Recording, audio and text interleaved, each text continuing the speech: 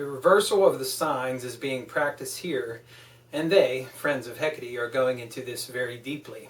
Part of their paraphernalia are the horns, which are linked to the moon, Mary had said.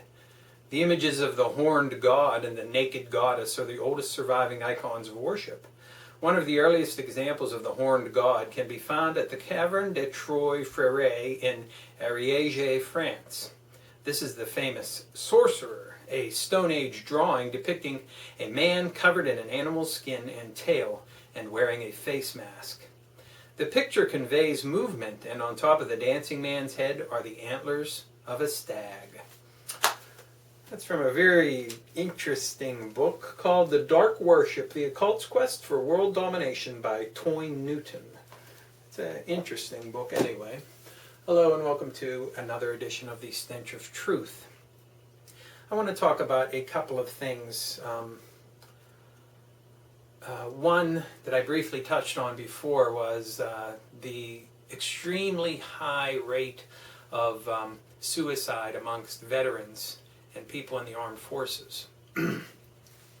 And disturbingly, the fact that a lot of these people are younger. And also wanted to talk about violence in our society in general, and more specifically about the workplace shooting that happened in Connecticut, I believe.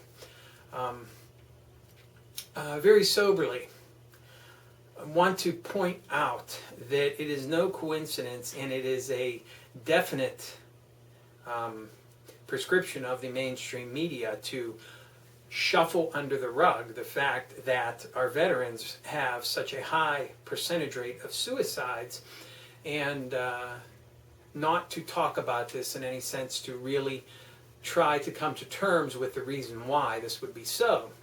And to further make that worse, you have the idea that there is very little support being given to our troops.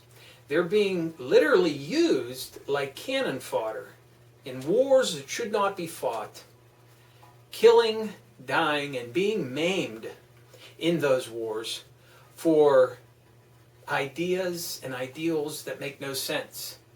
Been put into harm's way and asked to give up their lives, and many have, for what? No one ever says. There's no real reason, there's no real answer that anybody can give them, or us for that matter, for why these wars must continue. And yet, these people are continuously put into harm's way. And then when they come home, they suffer from a lot of mental problems, they suffer from PTSD and many other different things, and they get no support. They get no support. And that's a sad state of affairs in this country, that people are asked to put their lives at risk, supposedly for the benefit of their country, which is completely bogus when it comes to the wars we're in now. And at the same time, whenever they come back into society, they are cast off and they're given short shrift by the government that, put them there in the first place.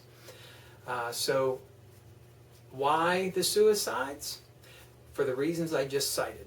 Because there is this idea that they are fighting these wars, very unconventional, and there is really no end game that they can see, because no one can explain what it is to win. And we've never seen wars where there's no winning strategy outlined. There's no end result given. So I can see people becoming extremely frustrated. In fact, even having, mental anguish about this particular issue because of that alone.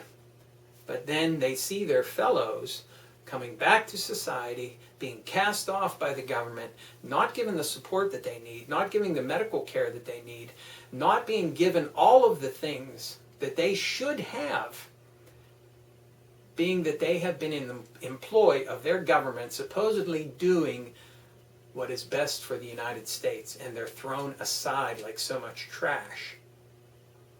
So I can see why the suicide rate is so high. But you're never going to see that in the mainstream media because they want to portray the same propaganda, that the war is important, that there is some overarching reason why we need to be in Afghanistan and Iraq and anywhere else they decide to send us. And it's all a big lie. And I think a lot of these troops see that. And they see that there's really no way out for them. And it's sad.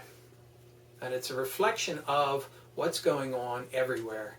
It's a schism being put in people's minds. Look at what happened in this workplace violence in Connecticut, where this man shot several of his co-workers, killing several people, wounding others. And this is not the first time this has happened, of course. You know, I wouldn't be surprised if this was deemed some form of domestic terrorism, being that the guy's name is Omar, which would suggest that he may have Middle Eastern roots. So don't be surprised if Homeland Security decides to, you know, put this in that category just so they can crack down their police state even more. But why do these things happen? Well, there are many reasons, but one of the chief reasons why such things occur in my eye is that the economy is continuing to slide. And anytime anybody runs into additional stress in their life, that is with a possible loss of their job, or you know, a foreclosure on their home, or any of the other pending things that are happening to them, or could easily happen to them very quickly, it may just be the straw that breaks the camel's back.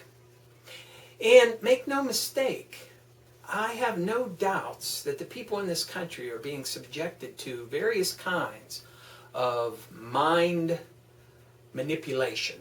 Let's put it that way. Whether it's as simple as, you know, overt propaganda to something as high-tech as, you know, inundating our minds with microwave radiation from all of the cell phone towers that are around, and even the cell phones themselves. And I think we're seeing the results of all of this starting to converge now.